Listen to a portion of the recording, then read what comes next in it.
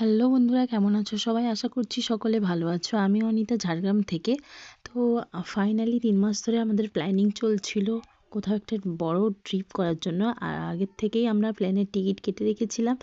প্রথমবার এই ফ্লাইটে যাচ্ছি, আর যাচ্ছি আমরা আন্দামান। তো তোমরা পুরো ভিডিওটা দেখতে থাকো, আমি ব্লগ দিয়েছি। আশা করি তোমাদের ভিডিওটা ভালো লাগবে। একসাথে ফ্যামিলি ট্যুরে কোনোদিনও এত বড় ট্যুর কোনোদিনও করিনি, এই প্রথমবার। এই যে এখানে আমাদের ব্যাগ কমপ্লিট, আমরা বেরোবো। কতগুলো লাগেজ দেখতে পাচ্ছ। ঘড়িতে পুরো 9:40 বাজে, আর বাইরে ভীষণ ঠান্ডা, ভীষণ ভীষণ মানে ভীষণ ঠান্ডা। আর আমরা অপেক্ষা করছি গাড়ির জন্যে। গাড়ি আসলে আমরা বেরোবো।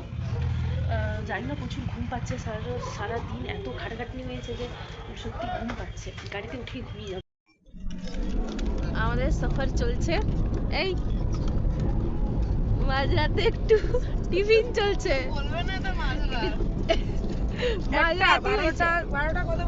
এখন বাজে 12:57। এখনো আমাদের পথ বাকি আছে। আরো কত? এখন আমরা আছি কোলাঘাটে। এখন আমাদের আরো বাকি আছে। কত দূর গো? দেড় ঘন্টা। আরো 1.5 ঘন্টা পর আমরা আমাদের গন্তব্যস্থলে পৌঁছাবো।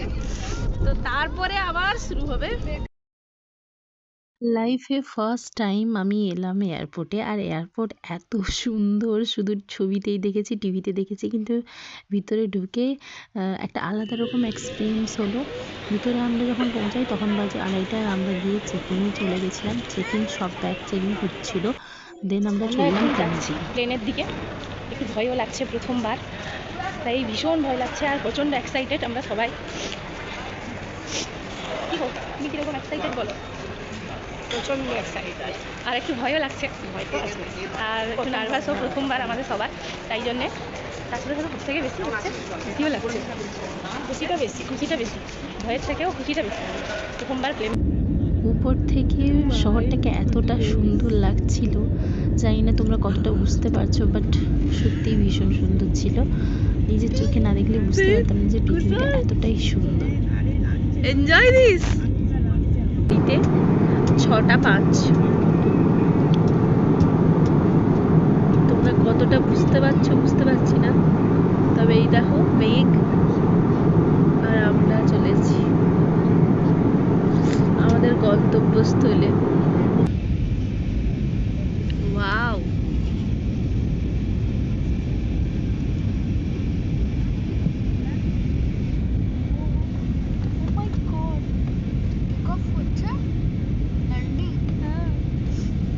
কি ভয় লাগছে।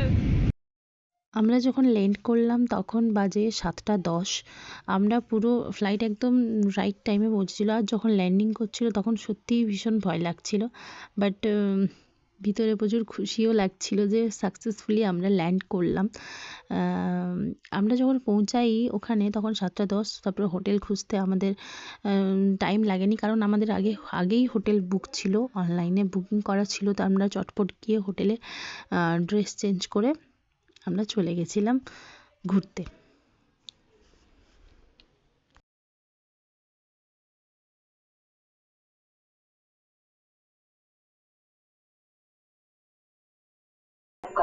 আমরা পৌঁছে গেলাম। Dear guests, we have landed at Veer Savarkar International Airport, Port Blair. For your safety, please remain seated and now usage of mobile phone is permitted.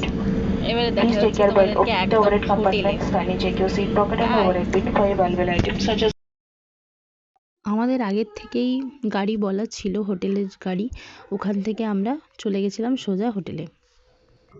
আমরা এখন হোটেলে পৌঁছে চান টান করে রেডি হয়ে ব্রেকফাস্ট করে নিয়ে বেরিয়েছি। আর আমরা এখন যাচ্ছি, কোথায় যাচ্ছি গো? সেলুলার জেল যাচ্ছি। আমাদের হোটেল থেকে এই যে এখান থেকে আমরা হচ্ছে টোটো যে পাওয়া যায় সেগুলো হচ্ছে করে নিয়ে চলে যাব আমরা সেলুলার জেলে। ওখান থেকে আবার কোথায় যাওয়া যায় দেখি। প্রচণ্ড রোদ আর প্রচুর গরম। এখানে আসলে কেউ শীতের জামা ক্যারি করবে না, সবাই গরমের জামাই ক্যারি করা ভালো। ওটা হলি টু নভেম্বর টু ফেব্রুয়ারি কোনো সময় এখানে হচ্ছে ঠান্ডা পড়ে, পারফেক্ট ওয়েদার। আমি বলবো সন্ধ্যার দিকে বেশি গরমও নয় বেশি ঠান্ডাও নয়, নরমাল সুন্দর। এই এই ফুলগুলো দেখো কি সুন্দর ফুলগুলো।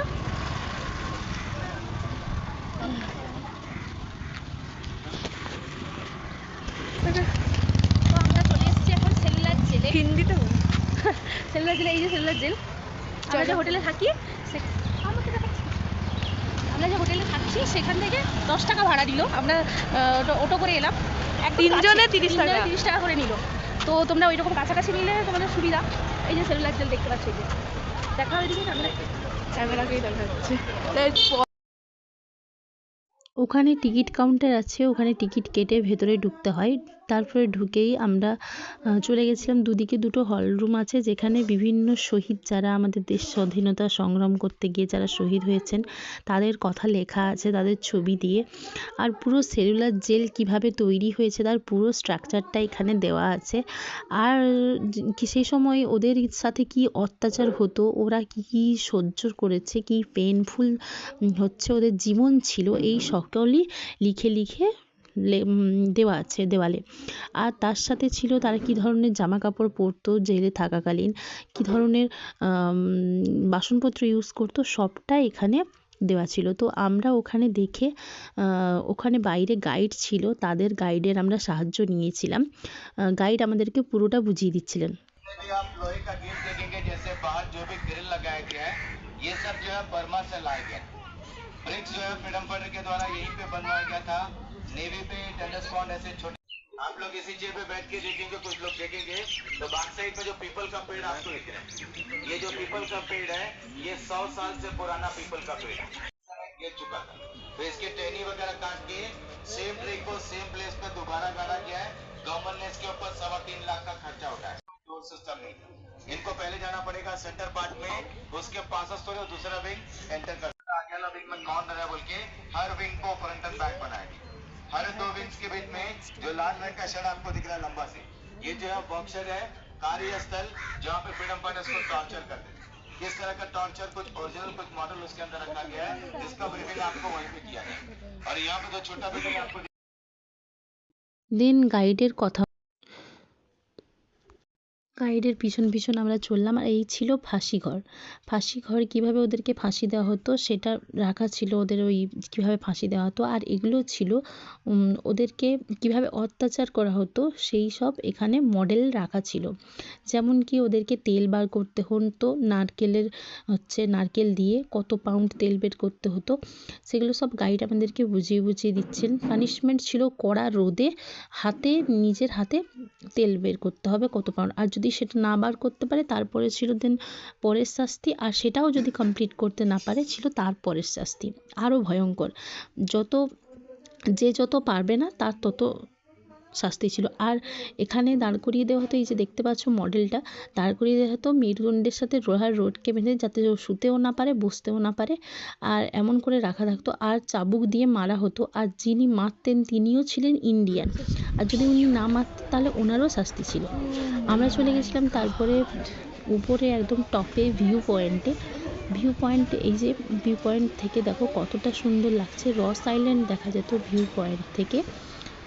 খুব সুন্দর ছিল ভিউটা, তোমরা দেখতেই পাচ্ছ। ওখান থেকে এসে আমরা চলে গেছিলাম জেলে।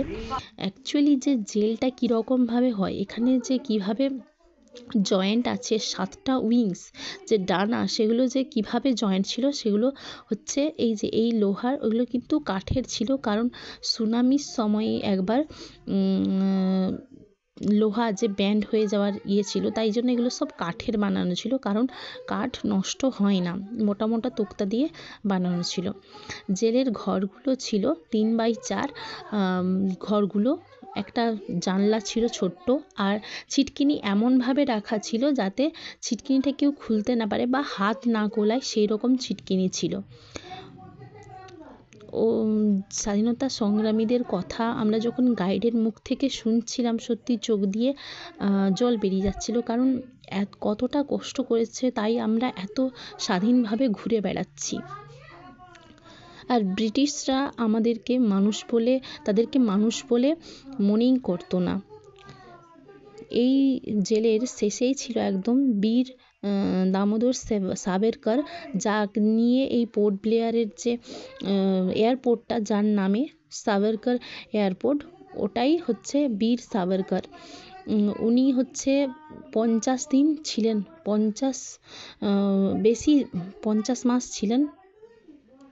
উনি সবথেকে বেশি সময় এখানে কাটিয়েছেন। 50 ইয়ার্স আই থিঙ্ক, না মান্থস নয় ইয়ার্স, হ্যাঁ 50 বছর তিনি এই জেলে ছিলেন। ওনার ভাইও ছিলেন এই জেলে, কিন্তু ওদের এমনভাবে ছিল যে ওদের দুজনের ভাইয়ের সাথে কখনো দেখাই হয়নি।